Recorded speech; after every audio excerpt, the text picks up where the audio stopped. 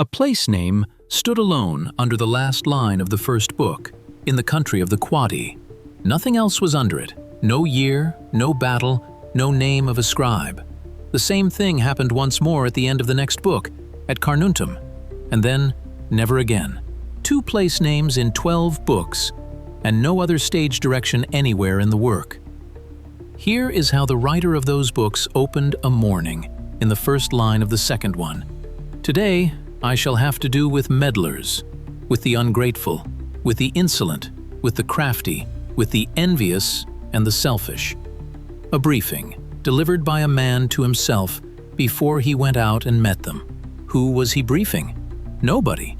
There is no dedication in this notebook, no preface, no title in his own hand, and the first sentence of the first book is not an argument but a debt to a grandfather about manners. The man filling those pages governed the Roman Empire from its frontier, and what he filled them with was not policy. It was a set of notes to himself, 12 books and 487 numbered sections of them, more than half of them under 60 words apiece. His name was Marcus Aurelius, and the notebook is the Meditations. Was he handing down answers, or repeating an order he kept failing to carry out? By minute 15 you will have the count in front of you, and the count is in his own words, not mine. Today, in 20 minutes, I'm reading the Meditations in the George Chrystal translation of 1902. The Roman emperor kept a notebook of the things he kept forgetting. First, the person who wrote it down. At Caieta on the coast, he was spitting blood, and he wrote down that a dream had told him how to stop it. He set it in the middle of a thank you list with nothing around it to explain it. I have received divine aids in dreams. Dreams, filed as medical advice. Then he said, what for? How I might stay my spitting of blood and cure my vertigo.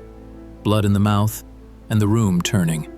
That is the actual origin of this book, and it is not a commission and not a course of lectures. A sick man on a frontier writing down what he could not keep hold of for the only reader he had. The hard facts sit in that same list.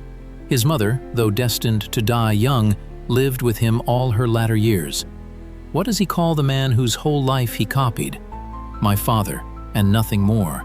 The name Antoninus does not appear anywhere in that first book. He turned his own name into an exercise twice, both times in the 6th book, and spent one of them on not raising your voice. Should someone ask you how the name Antoninus is written, would you not carefully pronounce to him each one of the letters? Spell it out, letter by letter, at the man who got it wrong. That is very nearly all that being emperor gets in here. No chapter on ruling, no campaign, no defense of anything he did. Now notice which pronoun runs the first book. It says I all the way through. I learned, I owe, I am thankful. After that book he switches, and the remaining 11 run in the second person, a man giving orders to a you who is himself. A sick man, a frontier, and a notebook nobody was meant to open. Rusticus carried a book out of his own library and put it in a young man's hands. The young man was the future emperor, the book was the lectures of a freed slave, and the entry ends on the loan. I'll read that ending exactly because a summary lets the object disappear. I have him to thank that I met with the discourses of Epictetus, which he furnished me from his own library, off one man's shelf into another man's hands. That freed slave gets a sentence of his own in the 4th book. Epictetus said, "Thou art a poor soul, saddled with a corpse. You and the body you are carrying around." The same entry lists what the young man stopped doing. Speculative writings, declaiming in public, and the trade he was trained in. That I gave over the study of rhetoric, poetry, and the graces of language. The whole apparatus put down. He stopped dressing up indoors, too. I did not pace my house in my senatorial robes. No robes in his own corridor. Further down the same entry there is a letter. He studied the simplicity of style in his letters, particularly in that which he wrote to my mother from Sinuessa, a letter home from the coast. 10 entries later, still inside that first book, he thanks the gods that, Having often been displeased with Rusticus, he never did anything to him he had to repent. Keep your eyes on the borrowed book. Here is what I think that list actually is, not a reading list. It is an inventory of what other people did to him. So who is first in it? Not a teacher and not a philosopher. Rusticus is seventh, and the notebook opens with an old man and a temper. I learned from my grandfather Verus to use good manners and to put restraint on anger. The first thing in there is somebody's grandfather. The emperor's notebook begins on somebody else's shelf. Two colors, green and blue, ran at the chariot races, and a tutor told a boy to back neither one. The instruction survives with the gladiators still in it. The boy was not to favor either green or blue at the chariot races, nor in the contests of gladiators to be a supporter either of light or heavy armed. Pick no color and pick no fighter. That tutor has no name in the book. He sits fifth on the list, ahead of every philosopher on it. Alexander the grammarian taught the same boy not to flout a man for a false pronunciation. Rather was I dexterously to pronounce the words rightly in my answer. Say it right on your own turn, and leave the correction unmade.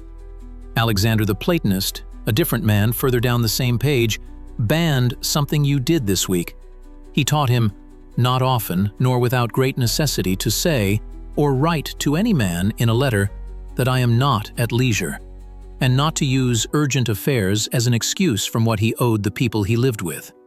The man who ran an empire was not allowed to tell his friends he was busy, which is a rule you would not survive. A color you defend for free. A message that says, Mad Week. A friend who stopped asking. One entry on the list keeps a body in it, and it is the longest in the book. After his violent fits of headache, he would return fresh and vigorous to his wonted affairs. The headache, then the desk again. Notice what he never once wrote down in any of it. I count 16 people in that first book, each credited with something he could not have worked out alone, and not one entry credits him with anything. The first thing an emperor wrote down was a list of who he owed. 17 entries into the first book. The list ran out of people and turned to the gods. It opens as another inventory of them. To the gods I owe it that I had good grandfathers and parents. And then does something no public man does in public. I am further thankful that I was not longer brought up with my grandfather's concubine, his grandfather's mistress, in a gratitude list. Nobody writes that on a monument. It is in here because nobody was ever going to read it. Count the things taken out of the court he thanks them for. He lived under a prince who proved that it was not impossible for a prince to live in a court without guards, gorgeous robes, torches, statues. No guards, no robes, no torches, no statues. Nothing left to tell you which man was in charge. The man who wrote that had been coughing blood and thanked a dream for telling him how to stop. Then the arithmetic, in 2 sentences that sit against each other. The credit says there was nothing to prevent his having already realized the life according to nature. The debit is 10 words long and arrives without a pause. I have fallen short of it by my own fault. My fault, and no one in the room to say it to. Take those 2 in the order he wrote them, because the order is the surprise. I'd have put the shortfall at the end and let it ring. He buries it in the middle and goes straight back to thanking. More thanks follow, and the book ends somewhere else entirely. That all these things should so happily fall out, there was great need both for the help of fortune and for the aid of the gods. Fortune and the gods, and not one word about himself. That is not a virtue display. It is a man doing his accounts and not stopping at the bad line. A list of everything he was glad not to have been handed. At his own table, he sat down in front of dinner and named the animals it had been. The passage keeps the plates in it. This that is before me is the dead carcass of a fish, a fowl, a hog. This Falernian is but a little grape juice, the prestige wine of Rome, and he had just called it juice. Then he turned on his own clothes. Think of your purple robes as sheep's wool stained in the blood of a shellfish. Wool and a dead sea snail, and nothing else in it. The hands that wrote that sentence were inside the sleeves. Here is the other side at its strongest. and it is not mine. The reading I am arguing with has an address you have met. The 5th book's first section, the bedclothes passage, passed around as a discipline win. The strongest objection says this was never a record. It is an exercise book. A man who gives himself the same order for 12 books is not failing at it, he is practicing it. The way a musician runs the same scale every morning without anybody calling that a defeat. And the book says as much in the 4th book, where returning to the same place is the instruction and not the symptom. Constantly, therefore, allow yourself this retirement, and so renew yourself, constantly, on purpose, for life. Then 13 words in the 10th book that leave me no room at all. Discourse no more of what a good man should be, but be one. Stop describing it, be it. I have no clean reply to that. Show me one order in this notebook he gives himself once and never gives again, and I will drop the whole case. We can report what this notebook says and what it has done in the world. We are not in a position to rule on whether it is true. Let me stop here and say something straight. There is a hole in this book. After those first entries, nobody is thanked again. 470 sections and not one more debt written down. That said, he could put a whole man on the page in one line, and he spent one on a teacher who was ill. I never found him surprised or astonished at anything. Maximus, sick, and not surprised by it. The purple was wool, and the man saying so had it on his shoulders. At daybreak, the emperor held on to the bedclothes and argued with himself about getting up. The exchange is written with both voices left in, which happens almost nowhere else in the book. He asked, "Am I equipped for nothing but to lie among the bedclothes and keep warm?" And the second voice, the one that talks like a roommate, said, "It is more pleasant so." Then he came back at himself with the question the whole passage turns on. Is pleasure then the object of your being, and not action, and the exercise of your powers? Is warmth what you are for?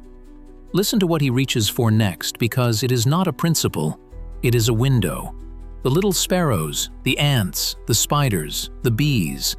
4 kinds of animal already at work while he lies there losing an argument to a blanket. The excuse gets a line of its own as well. He said, "I must have rest."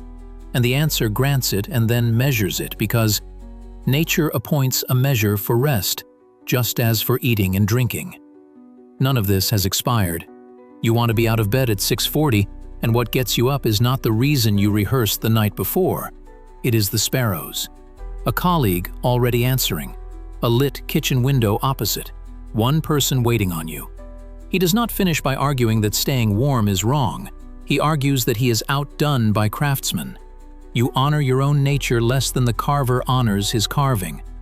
Less than a man with a chisel and a block of wood. He kept the whole exchange, excuse and all, which is the part that gives him away. The word remember turns up 45 times in these 12 books, and anger and angry another 33 between them. The Emperor of Rome negotiated with his own blanket, in writing. 5 funerals ran in a row down one paragraph, and every mourner inside them died. The verbs are not the same each time, which is why it does not read like a tidied list. Lucilla buried Verus and soon followed him to the grave. Then Secunda saw the death of Maximus, and soon herself died. Then Epicanus buried Diotimus and was buried, and then this. Antoninus mourned Faustina, and thereafter Antoninus was mourned. Celer buried Hadrian, and then Celer was buried. 10 names, 5 funerals, 3 different verbs, and each mourner dead before his own sentence ends. That Antoninus is the father who adopted him, the name is the writer's own. Read those 5 sentences slowly, and you can watch the verbs changing under you. Then he asked, "Where are these keen wits now?" He answered himself, "All were for a day, and are long dead and gone. Some turned to fables, some gone from the memory of tales." The 3rd book runs the same drill with a doctor at the head of it. Hippocrates, who had healed many diseases, himself fell sick and died. The man with the cures, sick and dead of it, set the dinner plate beside that funeral list. It is the same move as the fish, the fowl, and the hog pointed at people. I am not defending it, but the coldest 4 sentences in the notebook are about us. Children's quarrels, child's play, poor spirits carrying about dead corpses. Such is our life. The third book's version ends colder still. For the soul is intelligence and deity, the body, dust and corruption. The mind and the dust it is carried around in. That chain is not a list somebody made. It is 5 sentences he wrote about people he had buried. 10 names in 5 sentences, and every mourner dead inside his own. Go back to the robe he took apart twice, and put your hand on the wool. In the 6th book it is sheep's wool stained in the blood of a shellfish.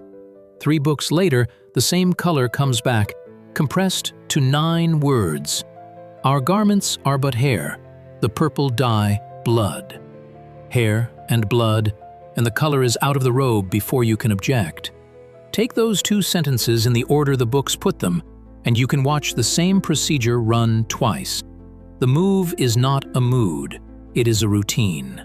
Name the thing, then name the parts it is made of, and the glory goes out of it. It worked on the wine, which became juice. It worked on the floor and on the money. Marble is but the concrete humor of the earth, gold and silver its heavy dregs. The marble is mud that set, and the coins are what sank. It worked on a table with a fish, a fowl, and a hog laid out on it. What does the same routine do turned on a person? It produces the funeral chain, and the second name in that chain belonged to the man who shared his throne. The same sentence frees an emperor and empties a person. The hands that wrote both halves of it owned the robe being taken apart and had been coughing blood at Caieta. 3 things carried this whole notebook: a book that changed hands, a bed at daybreak, and a chain of funerals. One was a gift, one was an argument he lost, and the third is what the method costs when it is aimed at people. The purple came off twice, 3 books apart, in the same handwriting. That was the book. Everything from here is mine, and I'll sign it. Every verdict tonight came off one axis, and that axis is not the one on the posters. It is countable, and you can count it yourself in the same translation I have been reading from. 17 entries in the first book, 16 of them hung on a person who did one specific thing for him, and then 470 sections in which almost nobody else is in the room. The word remember turns up 45 times, anger and angry 33 times between them. You do not write remember 45 times about something you have remembered, so where I part company is not with the notebook, it is with the way the first section of the 5th book gets passed around. The bedclothes passage sold as a discipline win, when on the page, it is an argument he is in the middle of losing to a blanket. Here is what it costs me to say that. It takes the calm off the book, and the calm is most of why people buy it. It costs him too. He is not here to answer that repeating the order was the point of writing it down. And I skipped the physics entirely, the elements, the world's soul, the universe changing endlessly into itself, which is a real amputation, because in the book, his composure is not temperament, it is a conclusion drawn from a theory of matter. Cut that out, as I did, and you hand people a steadier man than the text gives you. The alarm you moved twice.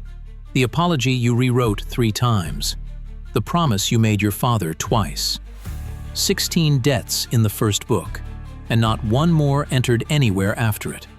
Marcus wrote the word remember 45 times, and filed the shortfall in his own hand, in the middle of a thank you list. He owed 16 people, and then spent 11 books giving orders to himself. All right, 20 minutes is nearly up. If I have to put this whole book somewhere, I'll put it on one object. A set of lectures, carried out of Rusticus's library and put into another man's hands. 3 pictures to carry out with it. A table with a fish, a fowl, and a hog on it, and a cup of Falernian a man had just called juice. A bed at daybreak with an emperor still in it, counting the sparrows and the ants and the bees already at work. And 5 sentences in which Lucilla buries Verus, Keller buries Hadrian, and every mourner dies inside his own line. If I could leave you one line, I'd leave his. Depart then graciously, for he who dismisses you is gracious. The last sentence in the book, and like everything else in it, addressed to himself. Subscribe, a new classic every week, faithfully, in about 20 minutes. Next time a 10-year-old girl folds herself into a window seat behind a curtain with a book of British birds, and a boy drags her out of it to tell her that the books are his, in Charlotte Bronte's Jane Eyre. And pick a side in the comments, no fence-sitting. Is the Meditations a book of answers, or the log of a man failing at the same instruction? Name the section that settles it for you, not the feeling. See you next time.